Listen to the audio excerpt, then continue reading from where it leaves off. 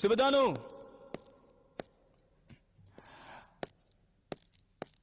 என்ன சிவதானு இங்க வந்து படுத்துட்டு இருக்க? எழுந்திரு சீக்கிரம். அட எழுந்திரு சிவதானுன்னா.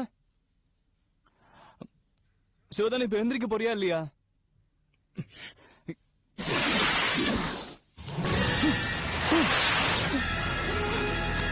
என்ன வேணும் மனோது? சிவதானு, சிவதானு, சிவதானு,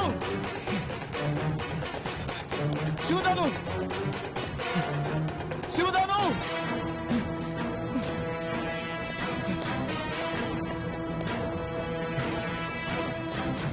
சிவதானு, எங்க போயிட்ட நீ?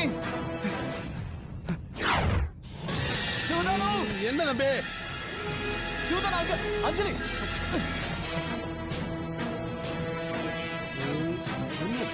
கீழே கிடந்து சிவதானு, இங்க இப்ப அஞ்சலி படுத்துட்டு இருந்தா.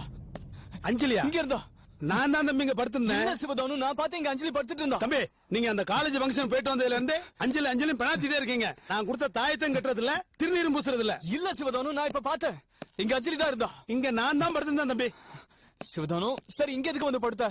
தம்பி, உள்ள ஒரே புழுக்கமா இருந்தது, அதான் காத்தோட்டமா இருக்குமே இங்க வந்து படுத்தேன். நான் பார்த்தேன் அஞ்சலி இங்க தான் இருந்தா. தம்பி, நீங்க மிரண்டு போய் இருக்கீங்க, அதனால என் முகத்தை பார்த்தா அஞ்சலி முகம் மாதிரி தெரிஞ்சிருக்கு. கை கால் கழுவிட்டு வாங்க, சாப்பிடலாம்.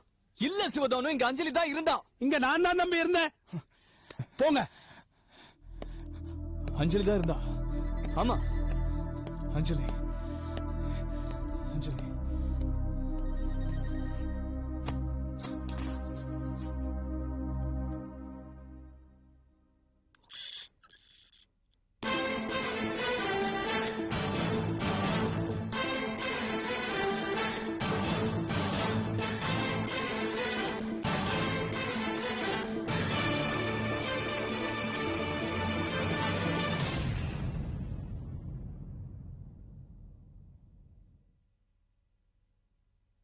ரங்கா, என் அம்மாவும் அப்பாவும் எப்ப ரங்கா பேசுவாங்க?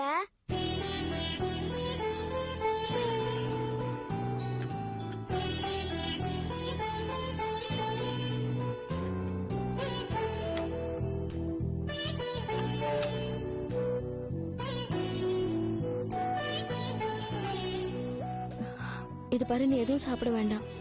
இந்த காஃபியும் பிஸ்கெட்டும் மட்டும் சாப்பிடு.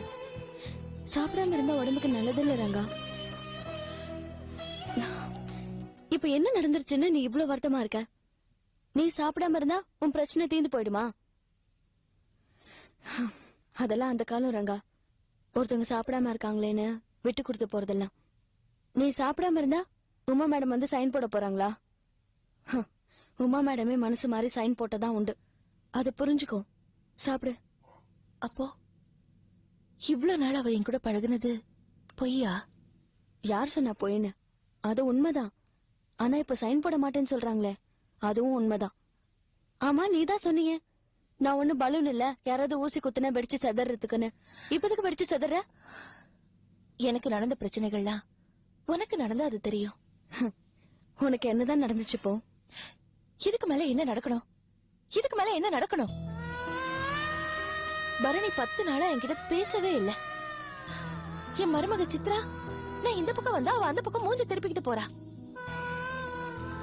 என்னோட உயிருக்குயிரா பழகுன என் ஃப்ரெண்டு உமா என்ன துரோகின்னு சொல்லிட்டு இருக்கா. நான் யாருக்கு என்ன பதில் சொல்றதுன்னு எனக்கு தெரியல. இந்த பிரச்சனைய நான் எப்படியாவது தீர்க்கணும்னு நினைக்கிறேன். ஆனா இதை எப்படி தீர்க்கறதுன்னு எனக்கு தெரியல. இந்த பிரச்சனையை தேக்கணும்னு நினைக்கிறல்ல, அப்ப சாப்பிடு. தெம்பா இருந்தா தானே பிரச்சனையை தேக்க முடியும். இந்தா சாப்பிடு. அம்மா, உமா சம்பந்தி, வாங்க வாங்க வாங்க. நீங்க தான் என்ன காப்பாத்தணும். ஜெயில இருக்கிற என் பொண்டாட்டி பிள்ளையும் நீங்க தான் காப்பாத்தணும். என் நிலைமைய பாத்தீங்களா? தெரு தெருவா வீடு வீடா பிச்சை எடுக்கிற பிச்சைக்கார மாதிரி கதவு தட்டிக்கிட்டு இருக்க. உங்களை தொந்தரவு பண்றதுக்கு மன்னிக்கணும், ஆனா எனக்கு வேற வழி தெரியல. அதனாலதான் உங்ககிட்ட வந்திருக்கேன். பணம் போச்சு, நகை போச்சு, எங்க குடும்பத்தோட மான மரியாதை கௌரவம் எல்லாம் போச்சு. மிச்சம் இருக்கிறது என் உயிர் ஒண்ணுதான். என் பொண்டாட்டி புள்ளி ஜெயில இருந்து வெளியில வரலன்னா நானும் செத்து போயிடுவோம்மா. ஐயோ அப்படிலாம் சொல்லாதீங்க, நான் சொல்றதை கேளுங்க. நான் சொல்றதை நீங்க கொஞ்சம் கேளுங்கம்மா. உங்க ஃப்ரெண்டு உமா கிட்டயும் அவங்க பொண்ணு மோகினி கிட்டயும் எடுத்து சொல்லி கேச வித்ரா பண்ண சொல்லுங்கம்மா. என் பொண்டாட்டி பிள்ளைய வெளியில விட்டு சொல்லுங்கம்மா. சத்தியமா சொல்றேன், இந்த ஊர்ல நாங்க இருக்க மாட்டோம். கண்காண இடத்துக்கு எங்கேயாவது போயிடுறோம். அவங்களுக்கு எந்த தொந்தரவும் கொடுக்க மாட்டோம். நிஜமா.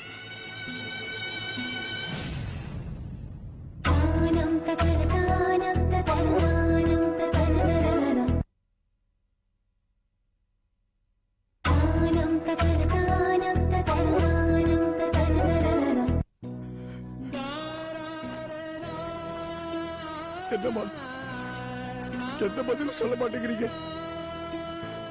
நீங்க ஒரு போன் பண்ணி சொன்னா உமா செய்வாங்கன்னு எல்லாரும் சொல்றாங்களம்மா.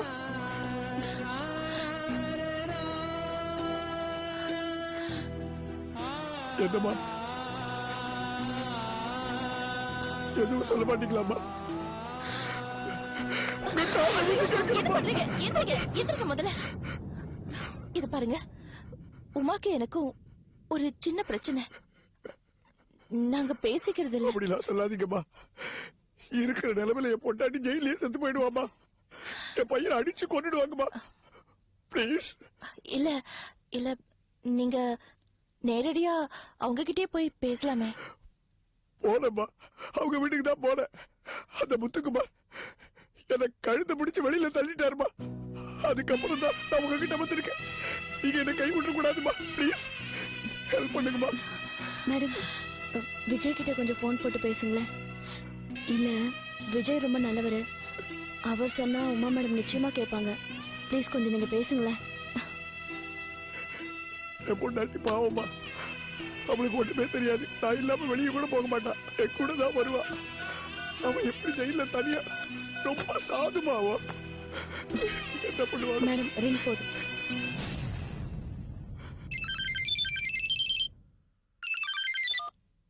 சொல்லுங்க மேடம். செந்திலும் அவங்க அம்மாவும் ஜெயில இருக்கிறது உனக்கு தெரியும்ல? தெரியும் மேடம். தெரிஞ்சுமா சும்மா இருக்க? ஜெயில இருக்கிறது உன் அக்கா புருஷன். அவங்களுக்கு ஒரு அவமானம்னா அது உங்களுக்கு தான். என்ன பிரச்சனையா இருந்தாலும் பேசி தீர்த்துக்கலாம். செந்தில் மேல தப்பே இருந்தாலும் மோகினி அவர் கூட தான் வாழ்ந்து ஆகணும். விஜய், இது பாரு, முதல்ல உங்க அப்பா அம்மா கிட்ட பேசி கேஸ வாபஸ் வாங்கி இமீடியட்டா உங்களை வெளியில எடுக்கிற வழிய பாரு. புரியுதா? நீ இத கண்டிப்பா செய்வேன்னு நான் நம்புறேன்.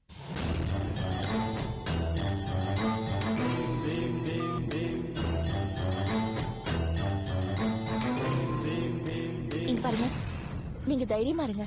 அவங்க கண்டிப்பா கேஸ வாபஸ் வாங்கிடுவாங்க. ரொம்ப தேங்க்ஸ்மா. இந்த உதவியை நான் மறக்கவே மாட்டேன். கொஞ்சம் இருங்க, ஏதாவது சாப்பிட்டுட்டு போங்களேன். ஐயோ, எப்படிமா பசிக்கும்?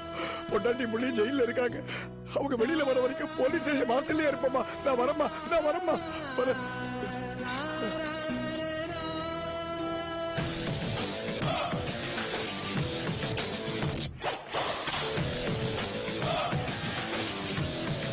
யாரா போன்ல?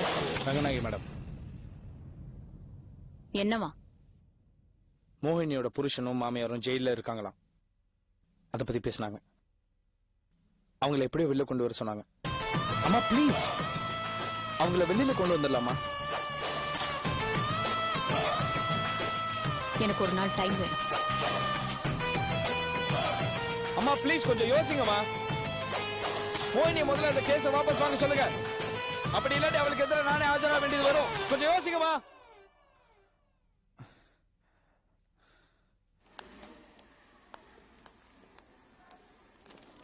டாக்டர், அந்த 2வது வார்டுல இருக்க பேஷண்ட்க்கு ட்ரிப்ஸ் கொடுத்தாச்சு. ஓகே. அதுக்கப்புறம் அந்த 3வது வார்டுல இருக்க லட்சுமி இன்னைக்கு டிஸ்சார்ஜ் பண்ணிடலாம்னு சொன்னீங்க. டிஸ்சார்ஜ் பண்ணிடலாமா டாக்டர்? எஸ். Okay doctor. வணக்கம் சார்.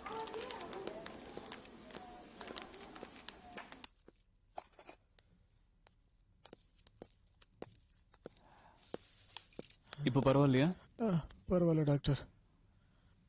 கவலைப்படாதீங்க, சீக்கிரம் வீட்டுக்கு போயிடலாம். சரிங்க டாக்டர்.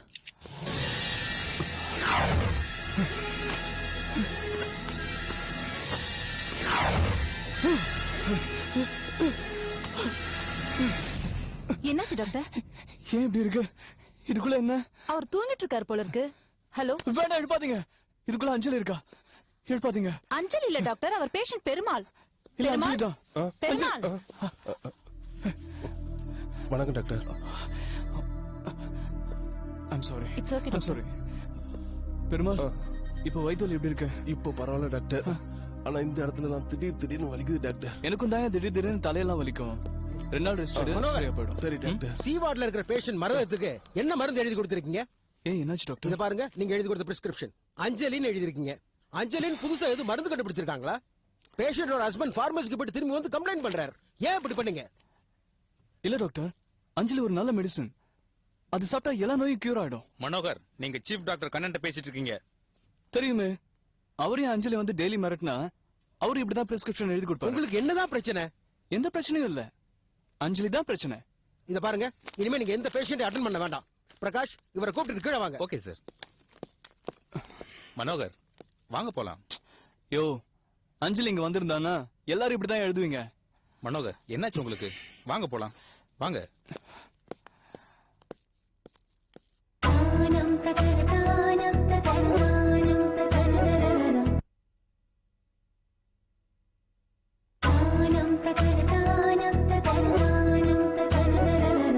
நீங்க சொல்றதெல்லாம் சரி.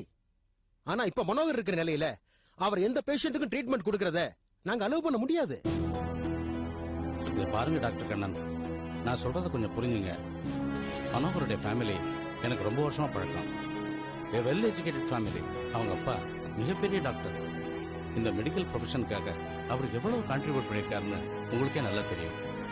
ஜஸ்ட் இப்ப கொஞ்ச நாளா தான் he is getting some illusions. அதனால தான் அந்த டென்ஷன்ல இப்படி எல்லாம் பிஹேவ் பண்ணிருக்கான். That's all. அதுக்காக அஞ்சலின் பிரிஸ்கிரைப் பண்ணிருக்காரு சார். அஞ்சலின்றது ஒரு பொண்ணு பேருங்கிறது நமக்கு தெரியும். அதுவே ஒரு ராங் மெடிசனா இருந்திருந்தா பேஷண்ட்டுக்கு யார் சார் பதில் சொல்றது? அன்னைக்கு நான் சொல்றேன்னு தப்பா எடுத்துக்காதீங்க. நான் படிப்பறிவு இல்லாதவன் தான். தம்பிக்கு இன்னும் மூளை ஒண்ணும் குழம்பி போகல.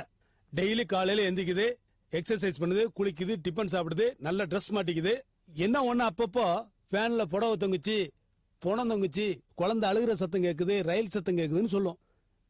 இதெல்லாம் அந்த அஞ்சலி பேய் செய்யற வேலை தான். சிவதானம், கொஞ்சம் சும்மா இருக்கியா? நாங்க பேசிட்டு இருக்கோம்ல. பாத்தீங்களா, இவர் மனோகர் வீட்டு வேலைக்காரன் தானே. இவர் சொல்றத கேட்டீங்களா? இந்த மனநிலையில இவரை டாக்டரா பிராக்டிஸ் பண்றதுக்கு எப்படி அலோவ் பண்ண முடியும்? இது கவர்மெண்ட் ஹாஸ்பிட்டல் சார். இங்க தப்பு நடந்ததுன்னா பேப்பர்ல கிழின்னு கிழிச்சிருவான். நாளைக்கு சட்டசபை வரைக்கும் பேசுவாங்க. டீனுக்கு யார் சார் பதில் சொல்லுவா? நான் தானே சார் பதில் சொல்லி ஆகணும். நோ டாக்டர் கண்ணன், இதுக்காக அவனுக்கு பெரிய சிவியர் பனிஷ்மெண்ட் எதுவும் கொடுக்க வேண்டாம். ஒண்ணு பண்ணுங்க, வேணா அவனுக்கு ஜஸ்ட் 1 month லீவ் கொடுங்க. நானே அவனுக்கு பர்சனலா ட்ரீட்மெண்ட் கொடுத்து அனுப்பி வைக்கிறேன். ஓகே மிஸ்டர் சிவராமன், நீங்க சொல்றதுக்காக 1 மாசம் லீவு கொடுக்கறேன். ஆனா இவர் பண்ண தப்புக்கு சஸ்பெண்டே பண்ணிருக்கணும்.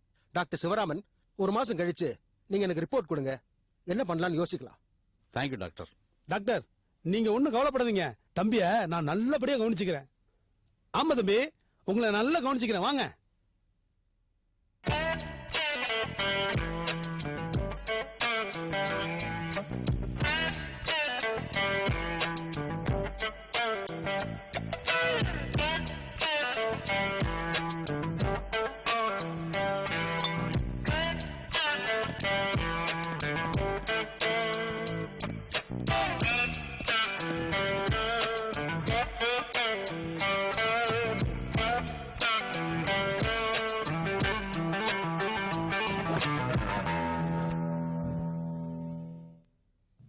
மோகினி, காலையில உன் மாமனார் வீட்டுக்கு வந்துட்டு போனாரே, அத பத்தி நீ என்ன முடிவு எடுத்திருக்க?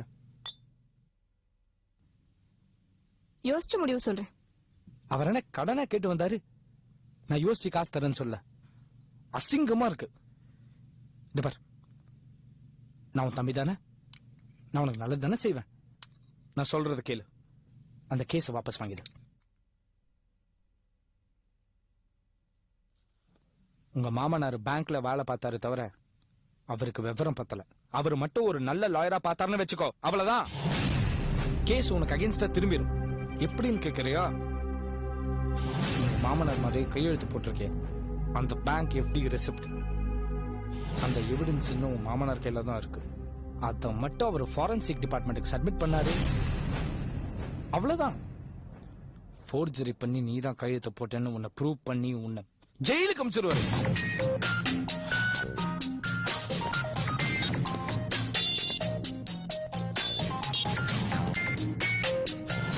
பார், எதிரி ஏமாற வரைக்கும் தான் ஏமாத்த முடியும். நீ காசை கொடுத்து செந்திலையும் செந்திலோட அம்மாவையும் உள்ள வச்சிருக்கே ஒரு இன்ஸ்பெக்டருக்கு. அதே இன்ஸ்பெக்டருக்கு நாளைக்கு இவங்க காசு கொடுத்தாங்கன்னு வச்சுக்கோ, அவ்வளவுதான். அவனே எல்லாத்தையும் சொல்லி கொடுத்துருவான். அப்புறம் நீ என்ன பண்ணுவ? இந்த பாரு மோனி, நான் உன் தம்பி சொல்றேன், நீ தயவு செய்து இந்த கேஸை வாபஸ் வாங்கிடு. அதான் உனக்கு நல்லது. என்ன, கேஸை வாபஸ் வாங்கிடலாமா? அப்பா கிட்ட கேட்டு சொல்றேன். அப்பா, நீ முதல்ல அப்பாட்ட கேட்டு முடிவெடுக்கிறத நிறுத்து மோனி. நீ நல்லவதான், ஆனா நம்ம அப்பா அப்படி இல்ல. ஃப்ராடு ஃப்ராடு நான் ஃப்ராடு, அப்படி ஒரு ஃப்ராடு. 100% அக்மார் ஃப்ராடு.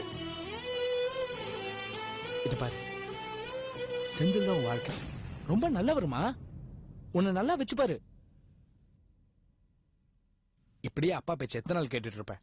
6 மாசம், 1 வருஷம், எல்லாம் நல்லா தான் இருக்கும். அதுக்கப்புறம் ஒரு நாள் உண்மையை சந்திக்க வேண்டியது வரும். உண்மை ரொம்ப பயங்கரமானது மோகினி, நீ தாங்க மாட்ட. சரி, நான் உன் நல்லது தானே சொல்றேன். கேஸை நம்ம வாபஸ் வாங்கிடலாமா? நீ கேஸை வாபஸ் வாங்கல, அப்புறம் நானே போய் அவங்களுக்கு இதெல்லாம் சொல்லிக் கொடுக்க வேண்டியது வரும். என்ன லாயர் ஆக்காது. நான் உன் தம்பியா இருக்கணும்னு நினைக்கிறேன், புரிஞ்சுக்கோ.